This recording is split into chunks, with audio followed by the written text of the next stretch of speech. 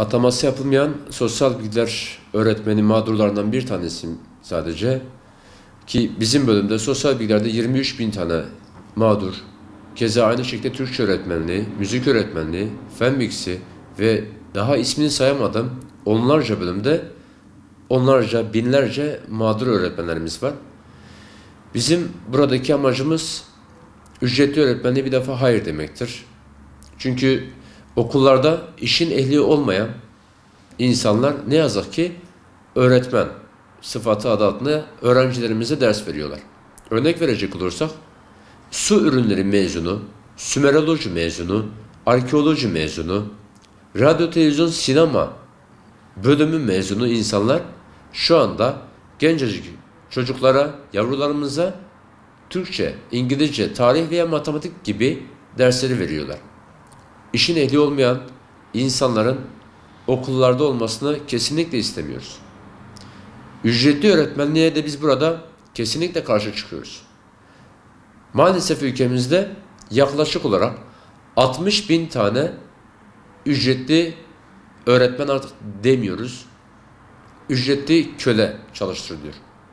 Bu insanların mağduriyetinin bir an önce giderilmesi, bir an önce kadro verilmesini talep ediyoruz.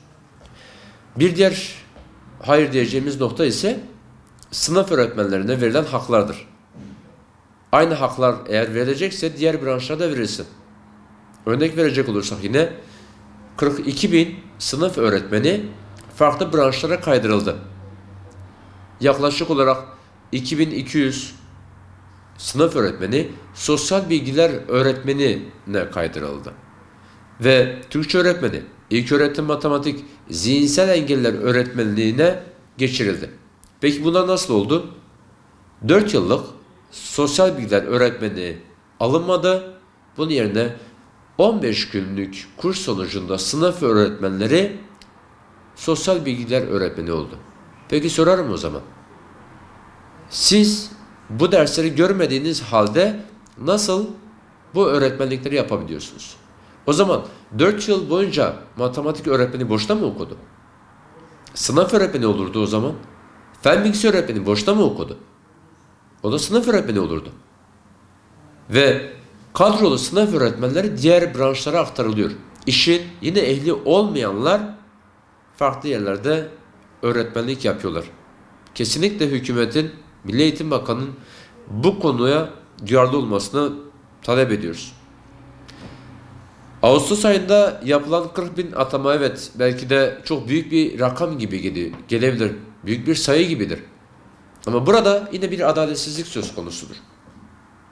Bazı bölümlerde 150, bazı bölümlerde 300, bazı bölümlerde 700, 790, 800 gibi minimum sayılarda öğretmenler alındı. Fakat bu pastanın büyük bir kısmını yaklaşık olarak %40'lık bölümünü sınıf öğretmenleri aldı. Yani 6198 tane sınıf öğretmenliği kadrolu olarak alındı. Peki diğer branşlar? Diğer branşlar neden alınmıyor? Bir gece öncesinden derler ki 3500 tane sınıf öğretmeni ihtiyacımız var.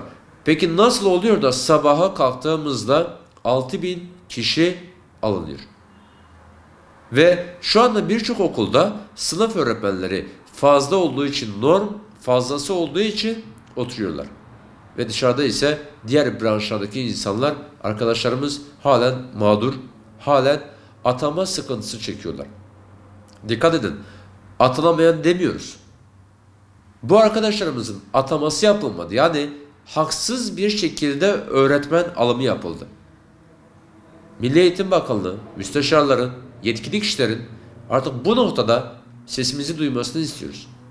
Artık bizim bu ülkede gerçekten adalete olan inancımızın artmasını istiyoruz. Ve bunun yolu da Şubat'ta 40 bin adaletli atama.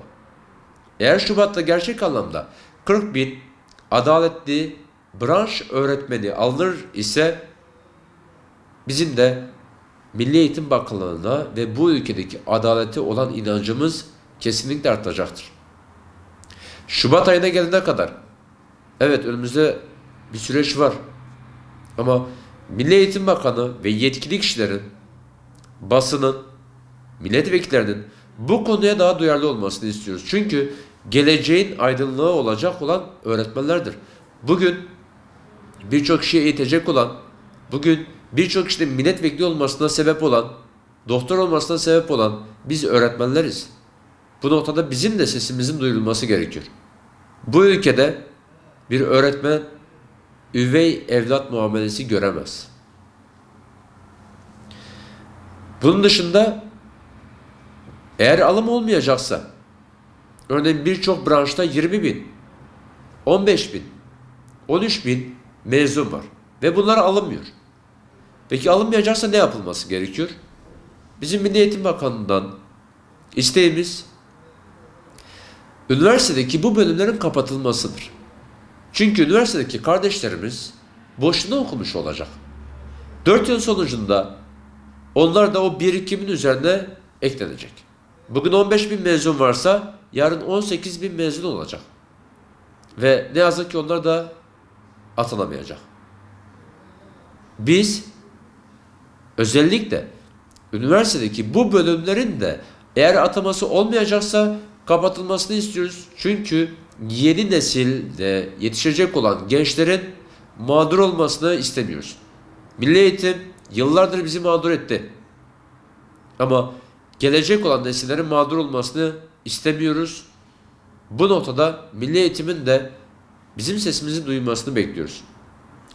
Adaletli bir atama kesinlikle ama kesinlikle tekrardan dile getiriyorum. Şubat ayında istiyoruz.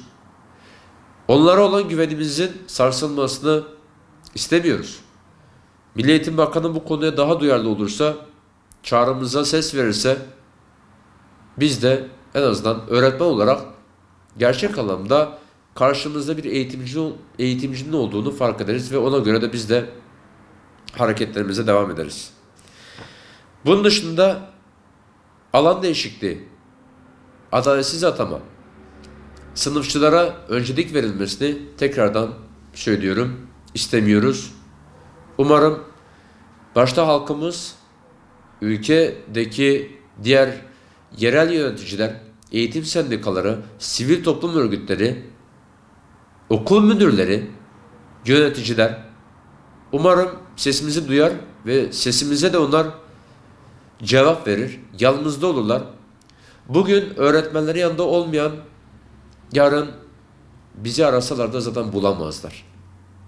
Biz sadece milletvekillerimizi, bakanlarımızı seçim zamanı görmek istemiyoruz. Zor zamanlarımızda bizlere kulak vermelerini, bizim yanımızda olmalarını istiyoruz. Buradan tekrardan tüm onurlu öğretmenlere teşekkür ediyorum. Buradan tekrardan sesimizi duyan tüm yetkililere teşekkür ediyorum. Sesimize çağrı verdikleri için, yanımızda oldukları için.